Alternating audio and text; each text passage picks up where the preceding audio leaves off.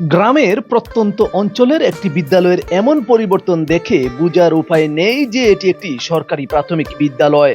এতই চকচকে ঝকঝকে যে প্রথম দেখায় যে কারো মনে হতে পারে এটি শহরের নামি দামি কোনো শিক্ষা প্রতিষ্ঠান,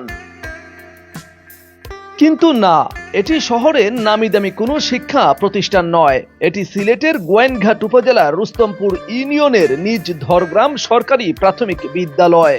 1990 সালে এই বিদ্যালয়টি প্রতিষ্ঠিত হয়েছিল।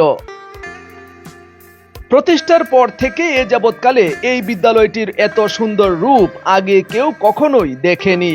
এর ভিতর এবং বাহির এত সুন্দর করে রঙের তুলিতে রাঙানো হয়েছে, প্রথম দেখায় মনে হবে যেন নববধূ।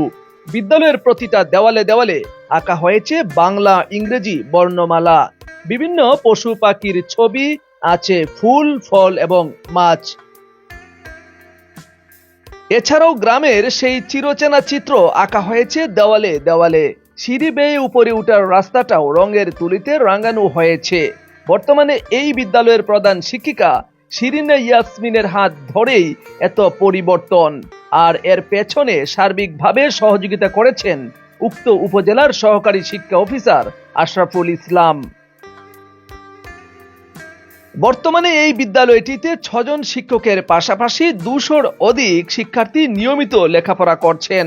এই বিদ্যালয়টির এমন পরিবর্তন দেখে অনেকেই অবাক হয়েছেন।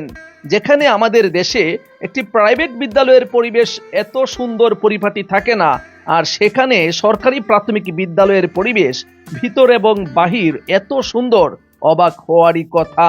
সবার মাঝে একটি ভ্রান্ত ধারণা আছে, সরকারি স্কুল কলেজ কিংবা প্রতিষ্ঠান কখনোই মানসম্মত হয় না, অবহেলা আর অযত্নে পড়ে থাকে বছরের পর বছর। এবার সেই ধারণাকে পিছনে ফেলে নিজের সামনে থেকে করেছেন বিদ্যালয়টির পরিবর্তন। আমরা সবাই পরিবর্তনের সাথে কম বেশি পরিচিত, আমরা প্রয়োজনের তাগিদে পরিবর্তিত হই। একটা দেশ পরিবর্তন করতে সরকারের পাশাপাশি জনগণের যেমন ভূমিকা পালন করতে হয়, ঠিক তেমনি একটা বিদ্যালয়কে পরিবর্তন করতে শিক্ষকের পাশাপাশি শিক্ষার্থীদেরও দায়িত্ব পালন করতে হবে। এই যেমন বিদ্যালয়টাকে সবসময় পরিষ্কার পরিচ্ছন্ন করে রাখতে হবে, রঙগুলো যাতে কেউ নষ্ট না করে সেদিকে খেয়াল রাখতে হবে, ইত্যাদি ইত্যাদি। শুধু বিদ্যালয় পরিবর্তন করলেই হবে না, পাশাপাশি বিদ্যালয়ে বাড়াতে হবে লেখাপড়ার মান, লেখাপড়ার দিক দিয়েও হতে হবে সেরা। কথা দিচ্ছি আবারও এখানে আসব সেই দিন যেদিন শুনবো লেখাপড়ার সবার চাইতে সেরা হয়েছে নিজ ধরগ্রাম সরকারি প্রাথমিক বিদ্যালয়। আসলে এই বিদ্যালয়ে আমি সর্বপ্রথম 6/9/2018 সালে যোগদান করি। তারপরে বিদ্যালয়টা ছিল খোলামেলা। সকালবেলা ঘুম থেকে আইসে দেখতাম এইখানে স্কুলে যখন আসতাম গরু ছাগল বারান্দায় বাঁধা এবং পায়খানা এগুলা পরিষ্কার করতে আধা ঘন্টা লাগতো। পরে আমি স্যারের সাথে টিও স্যারের সাথে আলাপ করলাম, করার পরে বললাম যে স্যার আমার একটা মেরামত দিলে আমি কিছু কাজ করতাম। পরে আমার মেরামত দিল, দেওয়ার পরে ওই যে 5 ইঞ্চি ইট ঢালাই দেওয়া বারান্দা, গ্রিল, কারেন্ট ছিল না, কারেন্ট নামাইলাম, 10টা ফ্যান কিনলাম, 7টা দরজা পাল্টাই আর বাঙ্গাস ওরা কিছু আছে লিগুন বাঙ্গাস ওরা ওগুলার কাজ করছি। তারপরে আর কোনো মেরামত পাই নাই। তারপরে এইবার আবার স্যারের আমার এই সুন্দর করে সাজানোটা আমার একটা স্বপ্ন ছিল। পরে স্যারের বললাম যে স্যার আমার যদি আবার একটা মেরামত দিতেন তে আমি স্কুলটা সাজাইতাম, হাওরের মধ্যে স্কুল একটু সাজাইতাম, আমার মনের খুব ইচ্ছা। পরেও স্যার দিল।